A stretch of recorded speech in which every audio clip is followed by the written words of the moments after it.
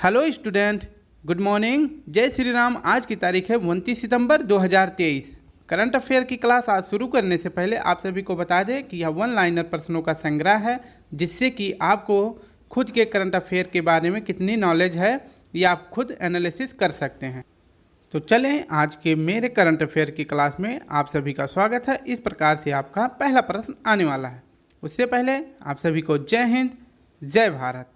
आज का पहला प्रश्न है, हाल ही में प्रथम के.आर. गौरी अम्मा नेशनल अवार्ड 2022 किसे प्रदान किया गया? प्रथम अवार्ड है, कौन सा अवार्ड? के.आर. गौरी अम्मा नेशनल अवार्ड किसे प्रदान किया गया? तो आपका सही जवाब हो जाएगा डॉक्टर एलिडा गुएरा।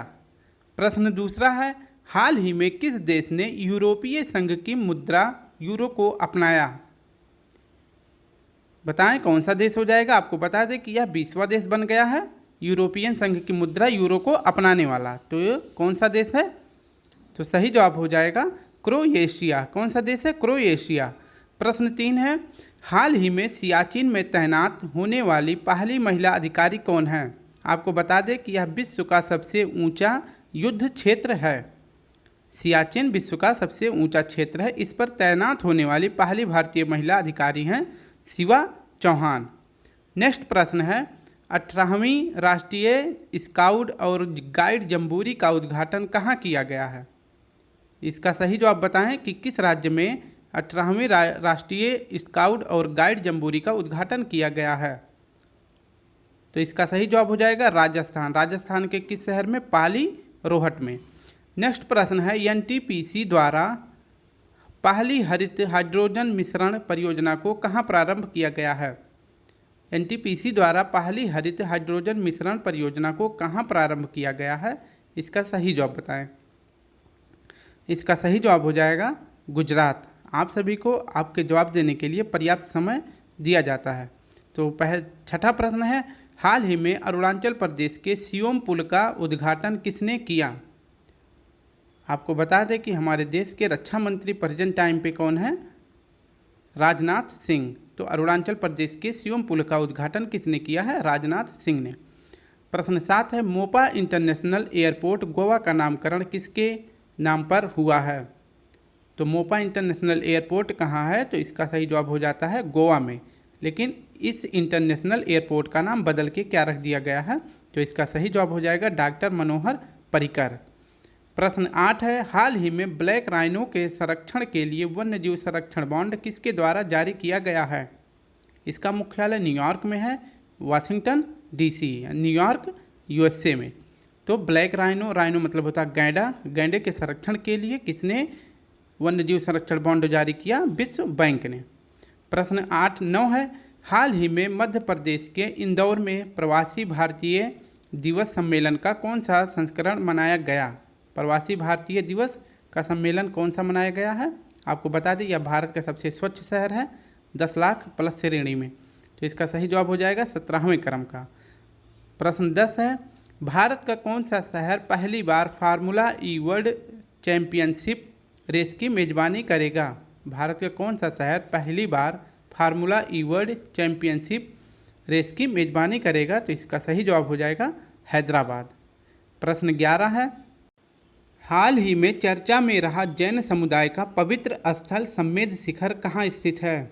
पवित्र स्थल सम्मेद शिखर, यह जैन ऋषि जो 23वें क्रम के थे पार्श्वनाथ जी से संबंधित है। तो सम्मेद शिखर कहाँ स्थित है? झारखंड में, याद रखना। प्रश्न 12 देखते हैं, हाल ही में किस महारत्न कंपनी ने भारतीय सेना के लिए लो स्मोग सुपीरियर कैरोसिन तेल लॉन्च किया है? यह पर्यावरण के लिए हानिकारक नहीं है, इसलिए सैनिकों के लिए किस कंपनी ने लो स्मोक सुपीरियर कैरोसिन तेल लॉन्च किया है? तो सही जवाब हो जाएगा बीपीसीएल ने। प्रश्न 13 है, नासा द्वारा हाल ही में किस भारतीय मूल के वैज्ञानिक को चीफ टेक्नोलॉजिस्ट नियुक्त किया गया है? आपको बता दें कि इसरो के हेड कौन है वर्तमान में? सोमनाथ जी, याद रखना। और नासा में किसे वैज्ञानिक को चीफ टेक्नोलॉजी नियुक्त किया गया है भारतीय मूल के हैं? तो एसी चारणिया। प्रश्न 14 है, हाल ही में प्रारंभ विश्व के सबसे बड़े नदी क्रूज MV गंगा विलास द्वारा वाराणसी से डिब्रूगढ़ तक कितनी दूरी तय की जाएगी?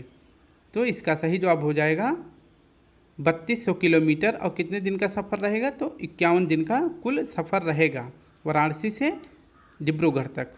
प्रश्न 15 है, 2022 में पहली बार वैश्विक इक्विटी कैपिटल मार्केट में शामिल भारत की कौन सी रैंक है? यह पहली बार है वैश्विक इक्विटी कैपिटल मार्केट में भारत का कौन सा रैंक है? तो यह सही जवाब हो जाएगा 5वीं रैंक। प्रश्न 16 है, नीली अर्थव्यवस्था को बढ़ावा देने के लिए हाल ही में किसके द्वारा समुद्रयान मिशन को शुरू किया गया है? नीली अर्थव्यवस्था का मतलब होता है जो समुद्र से संबंधित होता है, इसलिए इसका नाम समुद्र मिशन रखा गया है। तो नीली अर्थव्यवस्था को बढ़ावा देने के लिए हाल ही में किसके द्वारा समुद्रयान मिशन लॉन्च किया गया? तो पृथ्वी विज्ञान मंत्रालय, इसके मंत्री हैं किरण रिजिजू। प्रश्न 17 है, हाल ही में 71वें मिस यूनिवर्स 2022 की विजेता आर बोनी गैब्रियल का संबंध किस देश से है? और जो 17वें मिस यूनिवर्स थी वो हरनाज संधू थी। 71वें बोनी गैब्रियल ये USA से हैं। प्रश्न 18 है, केंद्र सरकार द्वारा ऑनलाइन गेमिंग के पहले उत्कृष्टता केंद्र की स्थापना करने की घोषणा कहाँ की गई है? राज्य का नाम है मेघालय। मेघालय की राजधानी में पहले उत्कृष्टता केंद्र की स्थापना करने की घोषणा की गई है जो गेमिंग से संबंधित है। प्रश्न 19 है, 26 जनवरी को मनाए जाने वाला राष्ट्रीय स्टार्टअप दिवस पहली बार कब मनाया गया? तो आप इससे याद कर सकते हैं कि 16 जनवरी को क्या मनाया जाता है? राष्ट्रीय स्टार्टअप दिवस। और यह पहली बार किस वर्ष में मनाया गया था?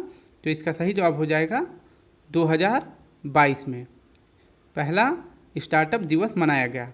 प्रश्न 20 है कि राइट टू साइट विजन के उद्देश्य से अंधता नियंत्रण पॉलिसी लागू करने वाला देश का पहला राज्य है। तो आपसे पूछ सकता है कि अंधता नियंत्रण पॉलिसी लागू करने वाला देश का पहला राज्य है, तो इसका सही जवाब हो जाएगा राजस्थान। कौन सा राज्य है? राजस्थान। अब नेक्स्ट प्रश्न देखते हैं। प्रश्न 21 है, पर्यावरण मंत्रालय द्वारा हाल ही में नीलकुरिंजी को संरक्षण पौधों की सूची में शामिल किया गया। यह भारत के किस भौगोलिक क्षेत्र से संबंधित है?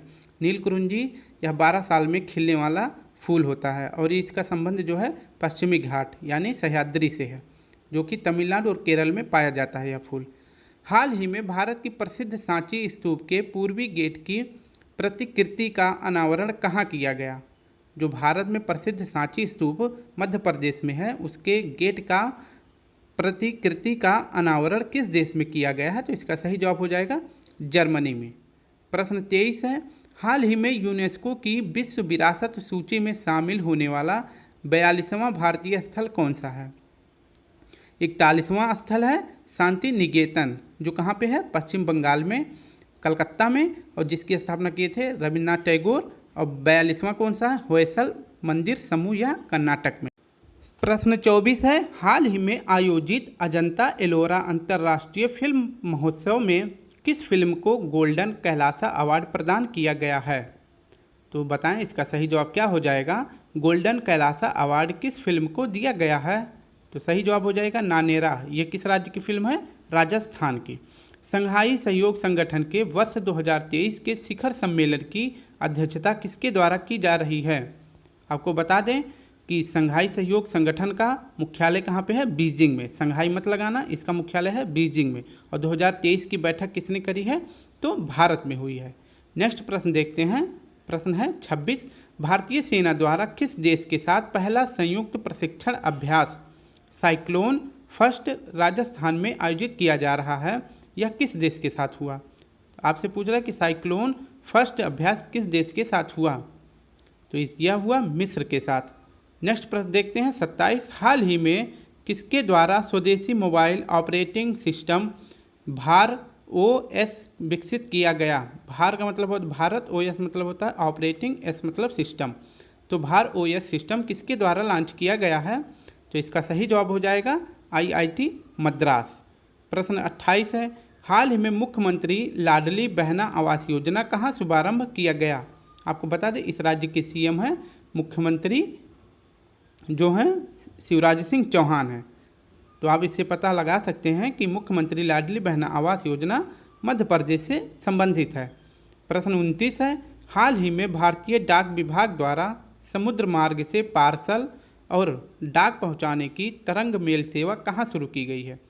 तरंग मेल सेवा किसके द्वारा शुरू करी गई है? तो भारतीय डाक विभाग द्वारा। और इसका जो है आरंभ कहाँ से किया गया है? तो इसका आरंभ किया गया है गुजरात से।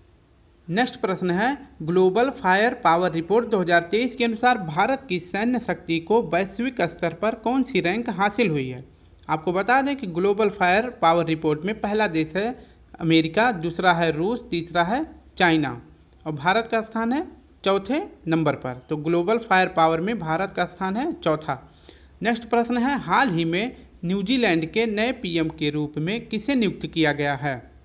न्यूजीलैंड के नए पीएम कौन है? आप अपना सही जवाब पसंद करें। तो इसका सही जवाब हो जाएगा क्रिप्स हिपकिंस, न्यूजीलैंड के नए पीएम बन गए हैं। प्रश्न 32 है, भारतीय नौसेना द्वारा मेगा अभ्यास एमफैक्स 2023 का आयोजन कहाँ किया गया है? इसका आयोजन काकीनाडा में किया गया है। अगर आपको पता होगा कि काकीनाडा किस राज्य में है तो आपका जवाब सही हो जाएगा। तो इसका सही जवाब हो जाएगा आंध्र प्रदेश में। एमफैक्स का आयोजन कहाँ किया गया? आंध्र प्रदेश में। प्रश्न 33 है, वर्ष 2022 में देश का नंबर 1 पुलिस थाने का पुरस्कार किसे प्रदान किया गया है? उस पुलिस थाने का आपको नाम बताना है। हम आपको राज्य बता देते हैं, राज्य है उड़ीसा। 2022 में देश का नंबर 1 पुलिस थाना कौन सा है? तो सही जवाब हो जाएगा अस्का थाना, जो कि उड़ीसा में है। प्रश्न 34 है, 74वें गणतंत्र दिवस समारोह के मुख्य अतिथि कौन है? तो अब की बार हमने कौन सा गणतंत्र दिवस सेलिब्रेट किया? तो 74वें क्रम का। और 74वें क्रम में जो हमारे मुख्य अतिथि थे वो किस देश के थे? मिस्र के। और मिस्र के पीएम का क्या नाम है? अब्दुल फतेह अल सीसी। प्रश्न 35 है, हाल ही में आईजीबीसी द्वारा किस रेलवे स्टेशन को ग्रीन रेलवे स्टेशन प्रमाणन की प्लेटिनम रेटिंग से सम्मानित किया गया है? तो बताएं इसका कि ग्रीन रेलवे स्टेशन का प्रमाणन किस रेलवे स्टेशन को मिला है? तो सही जवाब हो जाएगा विशाखापट्टनम को। प्रश्न 36 है, गणतंत्र दिवस पर कितने लोगों को पद्म विभूषण प्रदान करने की घोषणा की गई है? आपको बता दें कि गणतंत्र दिवस पर 6 लोगों को पद्म विभूषण पुरस्कार दिया गया है, जो इस प्रकार हैं: डॉक्टर दिलीप बालकृष्ण, मुलायम सिंह, उस्ताद जाकिर हुसैन, एम.एस. कृष्णा और श्री निवास वर्धन। आईसीसी द्वारा हाल ही में वर्ष 2022 के लिए सर्वश्रेष्ठ पुरुष T20 क्रिकेटर के रूप में किसे चुना गया है? तो 2022 में T20 का बेस्ट प्लेयर कौन है? सूर्य कुमार यादव। और वनडे के हैं बाबर आजम और टेस्ट के कौन हैं? Ben Stokes. आप बताना बेन स्टोक किस देश के खिलाड़ी हैं? हाल ही में भुगतान की आधुनिक तकनीकी T+1 सेटलमेंट सिस्टम कहाँ लागू किया गया है? इसको बता दें कि यह जो है सेबी के द्वारा रेगुलेट किया जाता है। अब आप बता दें कि यह किससे संबंधित हो सकता है, यानी सेबी का कौन सा कार्य होता है? शेयर मार्केट को कंट्रोल करना। नेक्स्ट प्रश्न है, ऑस्ट्रेलिया ओपन 2023 का पुरुष एकल वर्ग का खिताब किसने जीता है? पुरुष वर्ग का महिला वर्ग में कौन जीती हैं? तो आर्या सबलिंका जीती हैं। और पुरुष वर्ग में आप खुद बताएंगे। तो इसका सही जवाब हो जाएगा नोवाक जोकोविच। नेक्स्ट प्रश्न है, प्रश्न 39, हाल ही में कुर्मी समुदाय ने रेल रोको आंदोलन कहाँ प्रारंभ किया है? कुर्मी आंदोलन ये कहाँ पे हुआ? झारखंड में हुआ है। ये खुद को मतलब अपने आप को एससी में सम्मिलित करवाने के लिए जो है रेल रोको आंदोलन प्रारंभ किए हैं। तो यह कहाँ से संबंधित हो जाएगा? झारखंड से। नेक्स्ट प्रश्न है 14, हाल ही में दक्षिण अफ्रीका में आयोजित अंडर 19 महिला T20 विश्व कप की विजेता टीम कौन सी रही है? तो यह पहली बार इसका आयोजन अंडर 19 का कहाँ हो रहा है? दक्षिण अफ्रीका में। या इसका होस्ट है दक्षिण अफ्रीका और इसकी विजेता टीम है भारत और उप विजेता है इंग्लैंड। इंग्लैंड को हरा के भारत महिला टीम जीत गई है। हाल ही में आयोजित 15वां हॉकी विश्व कप 2023 की उप विजेता टीम कौन सी है? आपको बता दें इस 15वें क्रम का जो हॉकी विश्व कप आयोजन हुआ था यह भारत के उड़ीसा शहर में हुआ। उड़ीसा राज्य में इसका आयोजन हुआ है और इसकी उप विजेता टीम है बेल्जियम और विजेता कौन है? स्पेन, जर्मनी, कौन है? जर्मनी। हाल ही में न्यायाधीशों के एक पैनल द्वारा गणतंत्र दिवस परेड की सर्वश्रेष्ठ झांकी किसे घोषित किया गया है? क्योंकि जो हमारे 74वें क्रम का गणतंत्र दिवस था उसमें सर्वश्रेष्ठ झांकी कौन सा है? किस राज्य का? तो सही जवाब हो जाएगा उत्तराखंड का। और जो 73वें क्रम का था उसमें उत्तर प्रदेश का था। आर्थिक सर्वेक्षण 2022-23 के अनुसार वर्ष 2023-24 में भारत की अर्थव्यवस्था विकास दर कितनी अनुमानित की गई है? तो 23-24 में भारत की अर्थव्यवस्था की विकास दर कितना अनुमानित किया गया है? तो सही जवाब हो जाएगा 6.5%। प्रश्न 45 है, बजट 2023-24 के तहत व्यक्तिगत आय कर व्यवस्था में कितनी आय को कर मुक्त करने की घोषणा की गई है? आपको बता दें, पहले कर मुक्त करने की घोषणा कितनी आय को की गई थी? 2.5 लाख, अब कर दी गई है 3 लाख। पहले स्लेब 6 थे, अब स्लेब 5 कर दिया गया है। भारत को मोटे अनाजों का वैश्विक केंद्र बनाने के लिए कहाँ उत्कृष्टता केंद्र बनाने की घोषणा की गई है? आपको बता दें कि मीरा जो योजना है यह मोटे अनाजों से संबंधित है और भारत में पहली बार मोटे अनाजों का वैश्विक केंद्र कहाँ बनाने की घोषणा की गई है? तो सही जवाब हो जाएगा हैदराबाद में। नेक्स्ट प्रश्न है, हाल ही में आईसीसी वर्ल्ड कप के लिए कौन सा एंथम सॉन्ग रिलीज हुआ है? आपको बता दें कि यह सॉन्ग जो है किसने गाया है? प्रीतम ने। और आईसीसी वर्ल्ड कप के ब्रांड एम्बेसडर शाहरुख खान है और आईसीसी वर्ल्ड का जो शुभंकर है क्रिकटोकर्स है और सॉन्ग है दिल बोले जश्न। 48वां प्रश्न है, हाल ही में नीसू यानी NICAU के द्वारा लाइफ टाइम अचीवमेंट ऑनर पुरस्कार 2023 प्रदान करने की घोषणा की गई है। यूके द्वारा अचीवमेंट ऑनर पुरस्कार लाइफ टाइम किसे दिया जाएगा? तो डॉक्टर मनमोहन सिंह को। नेक्स्ट और लास्ट सेकंड प्रश्न है, हाल ही में स्थानीय भाषा को डिजिटल दुनिया में बढ़ावा देने के लिए प्रोजेक्ट एलोरा को किसके द्वारा प्रारंभ किया गया है? तो बताएं, स्थानीय भाषाओं को डिजिटल दुनिया में बढ़ावा देने के लिए प्रोजेक्ट एलोरा माइक्रोसॉफ्ट के द्वारा शुरू किया गया है। अब आज के लास्ट प्रश्न को देखते हैं, हाल ही में भारत की पहली हाइड्रोजन ट्रेन वंदे मेट्रो संचालित करने की घोषणा किसके द्वारा की गई है? आपसे पूछेगा कि भारत का पहला हाइड्रोजन ट्रेन कौन सा है, तो आप बता देना वंदे मेट्रो। इसको कहाँ से संचालित करने की घोषणा की गई है? तो यह हो जाएगा गुजरात से और किसके द्वारा? अश्विनी वैष्णव जी के द्वारा। तो स्टूडेंट, अगर आज का वीडियो अच्छी लगे तो प्लीज़ लाइक करें, कमेंट करें और हमारे साथ बने रहने के लिए बेल आइकन ज़रूर प्रेस कर दें। तो चलिए फिर कल मिलते हैं। आज के लिए प्यारा सा जय हिंद, जय भारत।